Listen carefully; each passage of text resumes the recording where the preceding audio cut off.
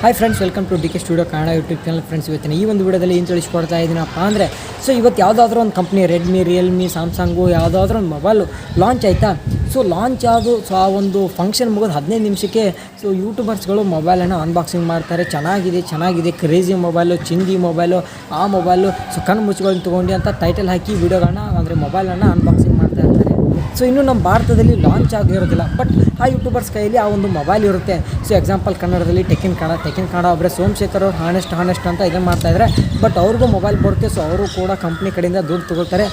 ಟೆಕಿನ್ ಕನ್ನಡ ಹಿಡ್ಕೊಂಡು ಟೆಕ್ನಿಕಲ್ ಗುರುಜಿ, ಹಿಂದಿಯಲ್ಲಿ technical Guruji, technical star, technical burner, tech star, ಅವ್ರು ಏನೇನೋ ನಂಗೆ ಗೊತ್ತಿಲ್ಲ. ಬಟ್ ಅವ್ರಿಗೆಲ್ಲ ಮೊಬೈಲ್ ಯಾರು ಕೊಡ್ತಾರೆ, ಎಷ್ಟು ದುಡ್ಡು ಕೊಡ್ತಾರೆ, ಮೊಬೈಲನ್ನು ಅನ್ಬಾಕ್ಸಿಂಗ್ ಮಾಡಿ ಕೊಟ್ಟ ತಕ್ಷಣ ಎಷ್ಟು ಹಣ ಕೊಡ್ತಾರೆ, ಆ ಮೊಬೈಲನ್ನು ಅವರೇ ಇಟ್ಕೊಳ್ತಾರೆ, ಏನು ಮಾಡ್ತಾರೆ. ದೊಡ್ಡ ಕಂಪ್ನಿಗಳು, Realme company, Redmi company, Samsung, ಇಂಥ ದೊಡ್ಡ ಕಂಪ್ನಿಗಳು ಇಂಥ ಯೂಟ್ಯೂಬರ್ಸ್ಗಳನ್ನ ಹೇಗೆ ಕಾಂಟ್ಯಾಕ್ಟ್ ಮಾಡುತ್ತೆ. ಇವ್ರಿಗೆ ಒಂದು ಮೊಬೈಲ್ ಅನ್ಬಾಕ್ಸಿಂಗ್ ಮಾಡೋಕ್ಕೆ ಎಷ್ಟು ಹಣ ಕೊಡುತ್ತೆ, ಕನ್ನಡದವ್ರಿಗೆ ಎಷ್ಟು ಹಣ ಕೊಡುತ್ತೆ. ಟೆಕಿನ್ ಕನ್ನಡ ಆಗಿರ್ಬೋದು ಅಥವಾ ಡ್ರಾಯ್ಡ್ ಕನ್ನಡಗೆ ಇನ್ಫಿನಿಕ್ಸ್ ಮಾತ್ರ ಕೊಡ್ತಾ ಇದ್ದಾರೆ.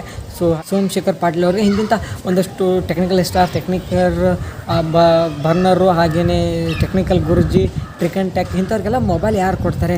ಇವರೆಲ್ಲ ಯಾವ ಥರ ಹಣ ತೊಗೊಳ್ತಾರೆ ಅಂತ ಈ ಒಂದು ವಿಡಿಯೋದಲ್ಲಿ ನೋಡೋಣ. ಈ ಒಂದು ವಿಡಿಯೋ 100% ಯೂಸ್ಫುಲ್ ಇರುತ್ತೆ. ಪ್ರತಿಯೊಬ್ಬರು ಕೊನೆ ತನಕ ನೋಡಿ. ಯಾರೆಲ್ಲ ಒಂದು ಪ್ರಾಡಕ್ಟನ್ನು ನೀವು ಸ್ವಂತ ತೊಗೊಳ್ತಾ ಇದ್ದೀರ ಅಂದರೆ ಯೂಟ್ಯೂಬಲ್ಲಿ ಯಾರೆಲ್ಲ ವಿಡಿಯೋ ನೋಡ್ತೀರಾ, ಇದ್ರ ಬಗ್ಗೆ ಸರ್ಚ್ ಮಾಡಿ ಇದ್ರ ಬಗ್ಗೆ ಸ್ಟಡಿ ಮಾಡ್ತೀರಾ. ಕೊನೆ ತನಕ ಈ ಒಂದು ವಿಡಿಯೋನ ನೋಡಿ. ತಡ ಮಾಡೋದು ಬೇಡ, ವಿಡಿಯೋನ ಶುರು ಮಾಡೋಣ. ಅದಕ್ಕಿಂತ ಮುಂಚೆ ನಮ್ಮ ಚಾನಲ್ಗೆ ಹೊಸಬರಾಗಿದ್ದರೆ ಸಬ್ಸ್ಕ್ರೈಬ್ ಮಾಡಿ, ಪಕ್ಕದಲ್ಲಿ ಕಾಣ್ತಾ ಇರುವ ಬೆಲ್ ಐಕಾನಲ್ಲಿ ಆಲ್ ಆಪ್ಷನ್ ಕ್ಲಿಕ್ ಮಾಡ್ಕೊಳ್ಳಿ. ಸಬ್ಸ್ಕ್ರೈಬ್ ಬಟನ್ ವಿಡಿಯೋ ಕೆಳಗೇ ಇದೆ. ಬನ್ನಿ ವಿಡಿಯೋನ ಶುರು ಮಾಡೋಣ. ಫೈನಲ್ ಆಗಿ ಒಂದಷ್ಟು ಟೆಕ್ ಯೂಟ್ಯೂಬರ್ಸ್ಗಳನ್ನ ಒಂದಷ್ಟು ಕಂಪ್ನಿಗಳು ಕಾಂಟ್ಯಾಕ್ಟ್ ಮಾಡಿರುತ್ತೆ. ಇಮೇಲಲ್ಲಿ ಮೇಲ್ ಅಂದರೆ ಬಿಸ್ನೆಸ್ ಇಮೇಲ್ ಹಾಕಿರ್ತಾರೆ. ಆ ಇಮೇಲ್ ಮುಖಾಂತರ ಕಾಂಟ್ಯಾಕ್ಟ್ ಮಾಡಿರ್ತದೆ. ಅದಾದ ತಕ್ಷಣ ಮುಂದಿನ ತಿಂಗಳು ಒಂದು ಮೊಬೈಲನ್ನು ಇಂಡಿಯಾದಲ್ಲಿ ಲಾಂಚ್ ಆಗ್ತಾಯಿದೆ. ಹೀಗಾಗಿ ಮೊದಲೇ ಒಂದಷ್ಟು ಬಾಕ್ಸ್ಗಳನ್ನು ಇಂಡಿಯಾಕ್ಕೆ ಕಳಿಸ್ಕೊಡ್ತಾರೆ. ಅವರು ಬೇರೆ ದೇಶದಲ್ಲಿ ಮೊಬೈಲ್ ಇರೋದು ಕಂಪ್ನಿ ಎಲ್ಲ ಇಲ್ಲಿರುತ್ತೆ, ಅಲ್ಲಿಂದ ಒಂದು ಬಾಕ್ಸ್ ಗಂಟಲೆ ಎಲ್ಲ ಕಳಿಸ್ಕೊಡ್ತಾರೆ. ಪ್ರತಿಯೊಬ್ಬ ಯೂಟ್ಯೂಬರ್ಸ್ಗೂ ಒಂದೊಂದು 2 ಮೊಬೈಲನ್ನು ಕೊಟ್ಟು ಕಳಿಸ್ತಾರೆ. ಟೆಕ್ನಿಕಲ್ ಗುರುಜಿ ಅವ್ರಿಗೊಂದು ಟ್ರಿಕನ್ ಟೆಕ್ ಬರ್ನರು, ಟೆಕ್ನಿಕಲ್ ಇಸ್ರಾರು, ಹಾಗೆಯೇ ನಮ್ಮ ಟೆಕಿನ್ ಕನ್ನಡ ಅವ್ರಿಗೆ, ಸಂದೀಪ್ ಅವ್ರಿಗೆ ಪ್ರತಿ ಯಾರೆಲ್ಲ ಒಂದು ನಾರ್ಮಲ್ ಆಗಿ ವ್ಯೂಸ್ ಬರ್ತಾ ಇರುತ್ತೆ. ಜನಗಳು ಜಾಸ್ತಿ ನೋಡ್ತಾ ಇರ್ತಾರೆ ಮೊಬೈಲ್ ಅನ್ಬಾಕ್ಸಿಂಗ್. ಅಂಥ ಚಾನಲ್ಸ್ಗಳಿಗೆ ಒಂದು ಮೊಬೈಲನ್ನು ಕೊಟ್ಟು ಕಳಿಸ್ತಾರೆ. ಅವ್ರಿಗೆ ಒಂದಷ್ಟು ಹಣ ಕೊಡ್ತಾರೆ. ಒಬ್ಬೊಬ್ಬರಿಗೆ ಕಡಿಮೆ ವ್ಯೂಸ್ ನೋಡ್ತಾ ಇರುತ್ತೆ. ಮಿನಿಮಮ್ ಒಂದು 50,000, ಒಂದು 30,000, ಒಂದು 40,000 ವ್ಯೂಸ್ ನೋಡೋರಿಗೆ ಕನ್ನಡದಲ್ಲಿ ಅಷ್ಟೇ ಹೆಚ್ಚು. ಬಟ್ ಇವ್ರಿಗೆ ರೊಕ್ಕ ಕೊಡ್ತಾರೆ. ಬೇರೆ ಲ್ಯಾಂಗ್ವೇಜ್ ಹಿಂದಿಯಲ್ಲಿ ಒಂದು 30,000 ವ್ಯೂಸ್ ಬರ್ತಾ ಇದೆ ಅಂದರೆ ಅದೇ ಕಡಿಮೆ ಅವ್ರಿಗೆ. ಮೊಬೈಲ್ ಅನ್ಬಾಕ್ಸಿಂಗ್ ಮಾಡ್ತಾ ಇದ್ದಾರೆ ಅಂದರೆ ಒಂದು 30,000 ವ್ಯೂಸ್ ಬರ್ತಾ ಇದೆ ಅಂದರೆ ಅದೇ ಕಡಿಮೆ ಅವ್ರಿಗೆ. ಹೀಗಾಗಿ ಅವರು ಬರೀ ಮೊಬೈಲ್ ಮಾತ್ರ ಕಳಿಸ್ಕೊಡ್ತಾರೆ. ಅವ್ರಿಗೆ ಹಣ ಕೊಡೋದಿಲ್ಲ. ಆದರೆ ಟೆಕ್ನಿಕಲ್ ಗುರುಜಿ, ಟಿಕನ್ ಟ್ರೆಕ್ರು, ಹಾಗೆಯೇ ಟೆಕ್ ಬರ್ನರು, ಟೆಕ್ನಿಕಲ್ ಇಸ್ರಾರ್ ಇಂಥವ್ರಿಗೆ ಏನು ಮಾಡುತ್ತೆ, ಒಂದು 2 ಲಕ್ಷ ಹಣ ಕೊಡುತ್ತೆ. ಇವಾಗ ಒಂದು ಯಾವುದಾದ್ರೂ ಮೊಬೈಲ್ ಲಾಂಚ್ ಆಯಿತು, ರಿಯಲ್ಮಿ ನಾರ್ಜೋ 20 ಲಾಂಚ್ ಆಯಿತು ಹೋದ ವರ್ಷ. ಅದಕ್ಕೆ ಅಂತಲೇ ಒಂದು 4 ಲಕ್ಷ ಅಥವಾ 3 ಲಕ್ಷ ಹಣ ಕೊಡ್ತಾರೆ. ವಿಡಿಯೋ ಒಂದು ಮೊಬೈಲ್ ಅನ್ಬಾಕ್ಸಿಂಗ್ ಮಾಡಿದ್ರೆ ಮಿನಿಮಮ್ 4ರಿಂದ 5 ಲಕ್ಷ ಜನ ನೋಡ್ತಾರಲ್ಲ, ಅಂಥವ್ರಿಗೆ ಈ ಮೊಬೈಲನ್ನು ಇದನ್ನು ಹಣ ಕೊಡ್ತಾರೆ. ಅವ್ರಿಗೆ ಮುಲಾಜಿ ಅಂದಂಗೆ 1ರಿಂದ 2 ಲಕ್ಷ ಹಣ ಕೊಡ್ತಾರೆ. ಆದರೆ ಕನ್ನಡದಲ್ಲಿ ಕೊಡೋಲ್ಲ. ಮೊಬೈಲ್ ಕೊಡೋದೇ ಹೆಚ್ಚು. ಸಂದೀಪ್ ಟೆಕಿನ್ ಕನ್ನಡ ಗೊತ್ತಿರ್ಬೋದು. ಟೆಕಿನ್ ಕನ್ನಡ ಅವ್ರಿಗೆ ಮೊಬೈಲ್ ಬರುತ್ತೆ. ಮೊಬೈಲನ್ನು ಅನ್ಬಾಕ್ಸಿಂಗ್ ಮಾಡ್ತಾರೆ. ಅವ್ರು ಹೇಳಿರ್ತಾರೆ. ಇವ್ರು ಸ್ವಂತ ಹೇಳೋದಿಲ್ಲ. ಮೊಬೈಲ್ ಚಿಂದಿ ಇದೆ, ಕ್ರೇಜಿ ಆಗಿದೆ, ಆ ಥರ ಇದೆ ಅಂತ ಹೇಳ್ತಾರೆ. ಇದು ಫೇಕು. ಅವರಾಗಿ ಹೇಳಿರೋದಿಲ್ಲ. ಸ್ವಂತ ಆ ಸ್ಪೆಸಿಫಿಕೇಷನ್ ನೋಡಿ ಅವ್ರಿಗೆ ಗೊತ್ತಾಗಿರುತ್ತೆ, ಈ ಮೊಬೈಲ್ ಚೆನ್ನಾಗಿಲ್ಲ ಕಣಪ್ಪ ಅಂತ ಹೇಳಿ ಅವ್ರಿಗೆ ಗೊತ್ತಾಗಿರುತ್ತೆ. ಬಟ್ ಅವರು ಮೊಬೈಲ್ಗಳನ್ನ ನೆಕ್ಸ್ಟ್ ಕಳಿಸ್ಕೊಡ್ಬೇಕು ಅಥವಾ ಇವ್ರಿಗೆ ಹಣದ ಅವಶ್ಯಕತೆ ಇರುತ್ತೆ. ಇವ್ರಿಗೆ ಹಣ ಬೇಕಾಗಿರುತ್ತೆ. ಏನು ಮಾಡೋಕ್ಕಲ್ಲ. ಅವ್ರು ಈ ಥರ ಹೇಳ್ತಾರೆ. ಎಲ್ಲೂ ನಮ್ಮ ಬಗ್ಗೆ ಚೆನ್ನಾಗಿಲ್ಲ ಅಂತ ನಮ್ಮ ಮೊಬೈಲ್ ಬಗ್ಗೆ ಹೇಳಬಾರ್ದು. ಪ್ರತಿಯೊಂದು ಸ್ಪೆಸಿಫಿಕೇಷನು ಚೆನ್ನಾಗಿದೆ. ಕ್ಯಾಮ್ರಾ, ಬ್ಯಾಟ್ರಿ, ಡಿಸ್ಪ್ಲೇ ಪ್ರತಿಯೊಂದು ಚೆನ್ನಾಗಿದೆ. ಓವರ್ಆಲ್ ಎಲ್ಲ ಚೆನ್ನಾಗಿದೆ ಅಂತ ಹೇಳಿ ಆದ ತಕ್ಷಣ ಅಂತ ಹೇಳ್ತಾರೆ. ಇವರು ಅದೇ ಥರ ಹೇಳಿದರೆ ಓಕೆ, ನೆಕ್ಸ್ಟ್ ಇನ್ನೊಂದು ಯಾವುದಾದ್ರೂ ಆ ಕಂಪ್ನಿ ಮೊಬೈಲ್ ಲಾಂಚ್ ಆದಾಗ ಕೊಟ್ಟು ಕಳಿಸ್ತಾರೆ. ಅಕಸ್ಮಾತ್ ಇವರು ಅವರೆಲ್ಲ ಹೇಳಿದ್ರು ಇಷ್ಟು ಮೀರಿ ಮೊಬೈಲ್ ಚೆನ್ನಾಗಿಲ್ಲ, ಚೆನ್ನಾಗಿಲ್ಲ, ಒಂದೇ ಮೈನಸ್ ಪಾಯಿಂಟ್ ಇದೆ, ಇದೊಂದು ಚೆನ್ನಾಗಿಲ್ಲ ಅಂತಂದರೆ ನೆಕ್ಸ್ಟ್ ಟೈಮ್ ಅವ್ರಿಗೆ ಮೊಬೈಲೇ ಕೊಟ್ಟು ಕಳಿಸೋದಿಲ್ಲ. ಹೀಗಾಗಿ ಸೋಮಶೇಖರ್ ಅವ್ರಿಗೆ ಅಷ್ಟೊಂದು ಮೊಬೈಲೇ ಬರೋದಿಲ್ಲ. ಅವ್ರು ಜಾಸ್ತಿ ಹಾನೆಸ್ಟ್ ಅಂತ ಹೇಳ್ತಾರೆ. ಬಟ್ ಆದರೂ ಕೂಡ ಅವ್ರಿಗೆ ಹಾನೆಸ್ಟ್ ಅಂತ ಹೇಳಿ ಮೊಬೈಲ್ಗಳೇ ಬರೋದಿಲ್ಲ. ಒಂದು ಉದಾಹರಣೆ ಇಲ್ಲೇ ಸಿಕ್ತು ನಮಗೆ.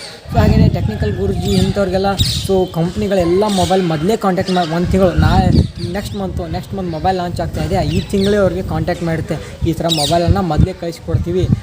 ನಾವು ಹೇಳ್ತೀವಿ ಆ ಡೇಟ್ಗೆ ಅನೌನ್ಸ್ ಅಂದರೆ ಮೊಬೈಲ್ ಲಾಂಚ್ ಆಗುತ್ತೆ. ಲಾಂಚ್ ಆದ ಒಂದು ಹಾಫ್ ಆ್ಯನ್ ಅವರ್ಗೆ ನೀವು ವಿಡಿಯೋನ ಪಬ್ಲಿಷ್ ಮಾಡಬೇಕು ಅಂತ. ಹೀಗಾಗಿ ಮೊದಲೇ ವಿಡಿಯೋ ಮಾಡಿ ಇಟ್ಕೊಂಡಿರ್ತಾರೆ.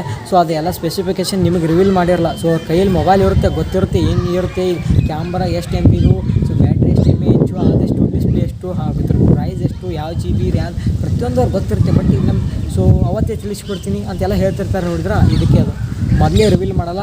ಆಲ್ಮೋಸ್ಟ್ ಪ್ರತಿಯೊಬ್ಬರು ಯಾರೆಲ್ಲ ಮೊಬೈಲ್ ಅನ್ಬಾಕ್ಸಿಂಗ್ ಮಾಡ್ತಾರೆ ಅವರೆಲ್ಲ ಸೊ ಪೇಡ್ ಪ್ರಮೋಷನ್ ಇರುತ್ತೆ, ಸೊ ಅವ್ರಿಗೆ ಹಣ ಕಳಿಸ್ತಾರೆ. ಹೀಗಾಗಿ ಸೊ ಇದನ್ನು ತೊಗೊಳ್ಳಿ ಅದನ್ನು ತೊಗೊಳ್ಳಿ, ಕ್ರೇಜಿ ಮೊಬೈಲು, ಚಿಂದಿ ಮೊಬೈಲು, ಸೊ ಔಟ್ಸ್ಟ್ಯಾಂಡಿಂಗ್ ಈ ಥರ ಎಲ್ಲ ಪೋಸ್ಟ್ಗಳನ್ನ ಹಾಕಿ ಸೊ ತಮ್ಮನೆಲ್ಲ ಮಾಡಿ ಸೊ ವಿಡಿಯೋಗಳನ್ನ ಅಪ್ಲೋಡ್ ಮಾಡೋದು. ಸೊ ಅದನ್ನು ಬಿಟ್ಟರೆ ಯಾರು ಸ್ವಂತ ಮೊಬೈಲನ್ನು ಪರ್ಚೇಸ್ ಮಾಡಿ ಅನ್ಬಾಕ್ಸಿಂಗ್ ಮಾಡೋಕ್ಕೆ ಹೋಗಲ್ಲ. ಸೊ ಮಾಡಿದರೂ ಸೊ ಹಾನೆಸ್ಟ್ ರಿವ್ಯೂನ ಕೊಡ್ತಾರೆ.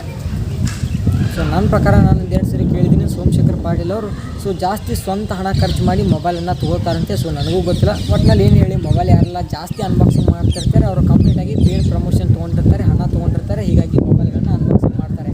ಸೊ ಇವಾಗಲಾದರೂ ಗೊತ್ತಾಯ್ತಲ್ಲ, ಸೊ ಮೊಬೈಲನ್ನು ತೊಗೊಳ್ಳುವಾಗ 20 ಸರಿ 30 ವೀಡಿಯೋ ನೋಡ್ತೀರ, ಸೊ ಯಾವ್ದು ಮೊಬೈಲ್ ಬಿಟ್ಟರು ಅದು ಇದು ಅಂತ ಹೇಳಿ. ಸೊ ಎಲ್ಲ ಪೇಡ್ ಪ್ರಮೋಷನ್ ಇರುತ್ತೆ. ಸೊ ನೀವೇ ಸ್ಪೆಸಿಫಿಕೇಷನ್ನಲ್ಲಿ ನೋಡಿ ಅಮೆಝಾನು, ಫ್ಲಿಪ್ಕಾರ್ಟು, ಆನ್ಲೈನ್ ಶಾಪಿಂಗಲ್ಲಿ ನೋಡಿಕೊಂಡು 4 ಜನನನ್ನು ಅಲ್ಲೇ ಕೇಳಿಕೊಂಡು ಸೊ ಮೊಬೈಲನ್ನು ಒಂದು ವೇಳೆ ಬೈ ಮಾಡೋ ಹಾಗಿದ್ರೆ ಬೈ ಮಾಡಿ. ಸೊ ಯಾವುದೇ ಕಾರಣಕ್ಕೂ ಯೂಟ್ಯೂಬಲ್ಲಿ ವೀಡಿಯೋಗಳನ್ನ ನೋಡಿ. ಸೊ ಇರ್ತಾರೆ ಒಂದಷ್ಟು ಜನ, ಆದರೂ ಎಲ್ಲ ತಿಳಿಸ್ಕೊಡ್ತಾರೆ, ಬಟ್ ನಿಜ ಇರುತ್ತೆ. ಬಟ್ ಒಂದಲ್ಲಿ ಆ ಕಂಪ್ನಿಯವ್ರು ಹೇಳಿ ಕಳಿಸಿರ್ತಾರೆ ಅವ್ರಿಗೆ, ಇದನ್ನೆಲ್ಲ ಜಾಸ್ತಿ ಹೈಲೈಟ್ ಮಾಡೋಕ್ಕೆ ಹೋಗ್ಬಿಡಿ. ಸೊ ಹೇಳಿ ಬಟ್ ಇದ್ರ ಬಗ್ಗೆನೇ ಜಾಸ್ತಿ ಹೇಳೋಕ್ಕೆ ಹೋಗ್ಬಿಡಿ. ಸೊ ಒಂದು ಮೈನಸ್ ಪಾಯಿಂಟ್ ಇದೆ, ಕ್ಯಾಮ್ರಾ ಚೆನ್ನಾಗಿಲ್ಲ, ಸೊ ಇದನ್ನೇ ಹೈಲೈಟ್ ಮಾಡಿಬಿಡಿ. ಸೊ ಒಂದು ತಕ್ಕ ಮಟ್ಟಿಗೆ ಇದೆ ಅಂತ ಹೇಳಿ ಮುಗಿಸ್ಬಿಡಿ ಅಂತ ಹೇಳಿರ್ತಾರೆ ಅವರು. ಕ್ರೇಜಿ ಒಂಥರ ಓಕೆ ಅನ್ಬೋದು ಅಂತ ಹೇಳಿ ಮುಗಿಸ್ಬಿಡ್ತಾರೆ. ಫೈನಲಾಗಿ ಹೇಳಬೇಕಂದ್ರೆ ಸೊ ಕಂಪ್ನಿಯವರು ಸೊ ಯೂಟ್ಯೂಬರ್ಸ್ ಹತ್ರ ಕಾಂಟ್ಯಾಕ್ಟ್ ಮಾಡಿ ಅವ್ರು ಹಣ ಕೊಟ್ಟು ಪೇಡ್ ಪ್ರಮೋಷನ್ ಮಾಡಿ ಸೊ ಎಲ್ಲ ಈ ಥರ ಮಾತಾಡಿ ಅಂತ ಹೇಳಿರ್ತಾರೆ. ಅವ್ರು ಅದೇ ಥರ ಮಾತಾಡ್ತಾರೆ.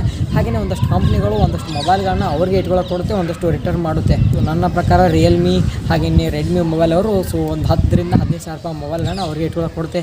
ಸ್ಯಾಮ್ಸಂಗ್ ಅವರು ಸಹ ಬಿಡ್ತಾರೆ, ಬಟ್ 40ರಿಂದ 50,000 ರೂಪಾಯಿ ಮೊಬೈಲನ್ನು ರಿಟರ್ನ್ ಮಾಡ್ತಾರೆ. ಒಂದು 20,000 ರೂಪಾಯಿ ಮೊಬೈಲ್ ಈ ರೇಂಜ್ 20,000 ರೂಪಾಯಿ ಇದೆ ಅಂದರೆ ಸೊ ಇದನ್ನ ಯಾರು ಅನ್ಬಾಕ್ಸಿಂಗ್ ಮಾಡ್ತಿರ್ತಾರೆ ಅವ್ರಿಗೆ ಇಟ್ಕೊಳ್ಳೋಕೆ ಕೊಡ್ತಾರೆ. ಆದರೆ ಉಳ್ಕಿದ್ದೆಲ್ಲ 40,000 50,000 ಬ್ರ್ಯಾಂಡ್ ಮೊಬೈಲ್ ಇರುತ್ತಲ್ಲ ಅದನ್ನ ರಿಟರ್ನ್ ಮಾಡ್ತಾರೆ. ಇನ್ನೊಂದು ಏನು ಗೊತ್ತಾ, ಐಫೋನ್ ಅವರು ಇದುವರೆಗೂ ಯಾರಿಗೂ ಕೂಡ ಮೊಬೈಲ್ ಅನ್ಬಾಕ್ಸಿಂಗ್ ಮಾಡೋಕ್ಕೆ ಕೊಟ್ಟಿಲ್ಲ. ಸೊ ಅವ್ರಿಗೆ ಅಡ್ವರ್ಟೈಸ್ಮೆಂಟು ಬೇಕಿಲ್ಲ, ಯಾಕೆಂದರೆ ಆ ಬ್ರ್ಯಾಂಡ್ ವ್ಯಾಲ್ಯೂ ಅಂತಾರಲ್ಲ ಅದು ಐಫೋನ್ ಅಂದರೆ. ಸೊ ಎಲ್ಲರಿಗೂ ಬಾಯ್. ವಿಡಿಯೋ ಅನಿಸಿಕೆ ಅಭಿಪ್ರಾಯಗಳನ್ನ ಕಮೆಂಟ್ ಬಾಕ್ಸಲ್ಲಿ ತಿಳಿಸಿ.